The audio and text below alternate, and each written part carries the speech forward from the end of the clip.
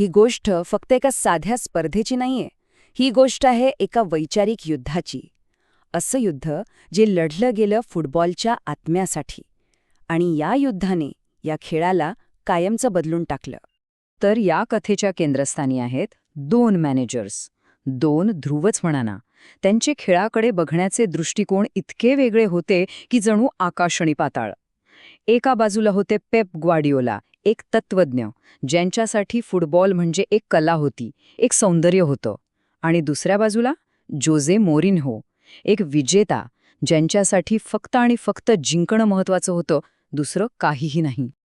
चला मागे जाऊया. साल होतं 2010. फुटबॉल जगतावर एकाच नावाचा दबदबा होता, पेप गार्डियोला आणि त्यांची बार्सिलोना. त्यांचा संघ म्हणजे जणू काही मैदानावरची कविताच. सुंदर, प्रभावी आणि प्रतिस्पर्ध्यावर पूर्णपणे वर्चस्व गाजवणारा फुटबॉल. त्यांची जी टिकीटाका स्टाईल होती ना, त्याने तर प्रतिस्पर्ध्यांना अक्षरशः मंत्रमुग्ध करून टाकलं होतं. असं वाटायचं की फुटबॉलमध्ये यापेक्षा जास्त परफेक्शन असूच शकत नाही. प्रत्येक पास जसा काही संगीताचा एक सूर आणि प्रत्येक मुवमेंटमध्ये एक ताल होता. पण प्रत्येक परिपूर्ण गोष्टीला एक आव्हान असतंच. आणि हे आव्हान घेऊन आले होते जोसे मोरिन्हो. रियाल माद्रिदचे अध्यक्ष फ्लोरेंटिनो पेरेझ यांनी त्यांना फक्त एका मिशनसाठी आणलं होतं, कसंही करून बार्सिलोनाला हरवायचं. आणि इंटरेस्टिंग गोष्ट म्हणजे काही काळापूर्वीच मोरिन्हो यांनी पेपच्या संघाला हरवून दाखवलं होतं. त्यामुळे तेच ह्या कामासाठी योग्य व्यक्ती होते. आणि मग तो दिवस आला 29 नोव्हेंबर 2010. हे दोन महायोद्धे पहिल्यांदाच एकमेकांसमोर उभे ठाकणार होते. हा सामना म्हणजे फक्त एक फुटबॉल मॅच नव्हता, ही तर फुटबॉलच्या सिंहासनासाठीची लढाई होती. खरा राजा कोण हे ठरवणारी लढाई. मोरिन्हो आपल्या माइंड गेमसाठी ओळखले जातात आणि इथेही त्यांनी तेच केलं. मॅच सुरू व्हायच्या आधीच त्यांनी शब्दांचे बाण सोडायला सुरुवात केली. बार्सिलोनाच्याच घरात कॅम्प नूमध्ये त्यांनी एका महायुद्धाची घोषणाच करून टाकली. त्यांची वक्तव्य प्रतिस्पर्ध्याला डिवचणारी, वातावरण तापवणारी होती. पण मैदानावर जे घडलं त्याची कल्पना कुणीच केली नव्हती. निकाल होता 5-0. हो, 5-0. हा फक्त एक पराभव नव्हता. हा मोरिन्होच्या करिअरमधला सगळ्यात मोठा, सगळ्यात अपमानजनक पराभव होता. बार्सिलोनाने माद्रिदला हरवलं नाही, तर अक्षरशः धुवून काढलं. पण मोरिन्हो इथेच थांबणाऱ्यांपैकी नव्हते. हा अपमान, हा शेवट नव्हता. उलट ही एका नव्या, जास्त भयानक युद्धाची सुरुवात होती. त्या एका पराभवाने मोरिन्होच्या मनात सुडाची अशी आग पेटवली, जी विझवणं जवळजवळ अशक्य होतं. आणि मग ह्या अपमानानंतर मोरिन्होनी आपली स्ट्रॅटेजी पूर्णपणे बदलून टाकली. आता फुटबॉल खेळायचा नव्हता, आता थेट युद्धच करायचं होतं. मोरिन्होचा नवा सिद्धांत अगदी सरळ होता. नियम पहिला, जर तुम्ही त्यांना खेळाने हरवू शकत नसाल तर त्यांना दमवा. नियम दुसरा, जर दमवू शकत नसाल तर त्यांच्याशी लढा.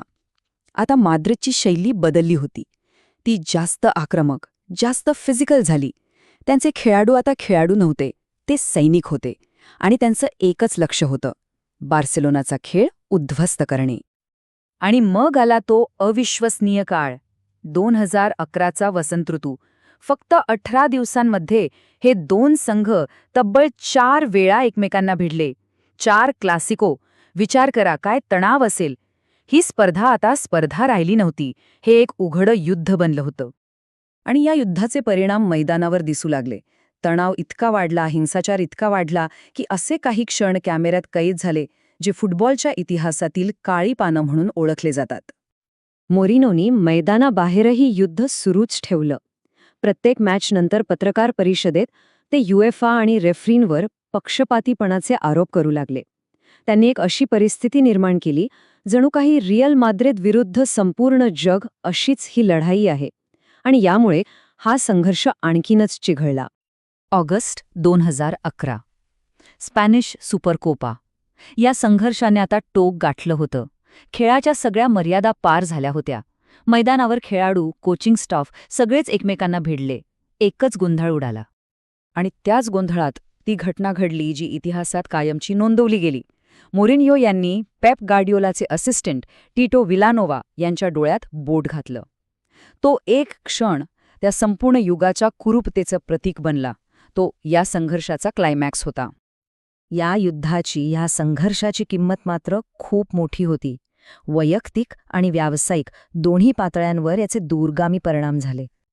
पेप ग्वार्डियोला ते या सततच्या मानसिक दबावाने, या रोजच्या संघर्षाने पूर्णपणे खचून गेले होते. 2012 मध्ये त्यांनी बार्सिलोना सोडण्याचा निर्णय घेतला. ते म्हणाले, मी आता रिकामा झालोय. माझ्यातलं सगळं काही मी देऊन टाकलंय. विचार करा, किती मोठा टोल घेतला असेल या युद्धाने. दोघांचा शेवटही त्यांच्या स्वभावासारखाच झाला. त्यांनी जी साम्राज्य उभी केली होती ती त्यांनीच लावलेल्या आगीत जळू लागली. गार्डियोला एका प्रिय सेनापतीप्रमाणे पण थकून निघून गेले. तर मोरिन्हो यांनी स्पेन जिंकलं, पण जाता जाता त्यांनी आपल्याच टीममध्ये फूट पाडली होती.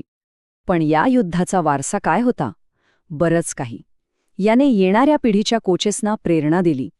याने हे सिद्ध केलं की परफेक्शनलाही तडा जाऊ शकतो. स्पेनच्या सुवर्णपिढीमध्ये फूट पडली. फुटबॉलमधल्या स्पर्धेची व्याख्याच बदलून गेली. आणि सगळ्यात महत्त्वाचं, याने दाखवून दिलं की फुटबॉलमध्ये तुमचं तत्त्वज्ञानच हे तुमचं सगळ्यात मोठं शस्त्र असू शकतं. आणि आज, इतक्या वर्षांनंतर, त्यांच्यातलं ते वैर आता संपलंय. आता फक्त एकमेकांबद्दल आदर उरला आहे. ते एकमेकांचे शत्रू नव्हते, तर प्रतिबिंब होते. एकाकडे जी शुद्धता होती ती दुसऱ्याकडे नव्हती, आणि दुसऱ्याकडे जे जिंकण्याचं वेळ होतं त्याची कदाचित पहिल्याला गरज होती. आणि शेवटी एक प्रश्न जो विचार करायला भाग पाडतो.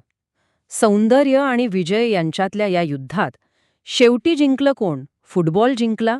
की या संघर्षात फुटबॉलने आपलं काहीतरी सुंदर, काहीतरी निरागस कायमचं गमावलं?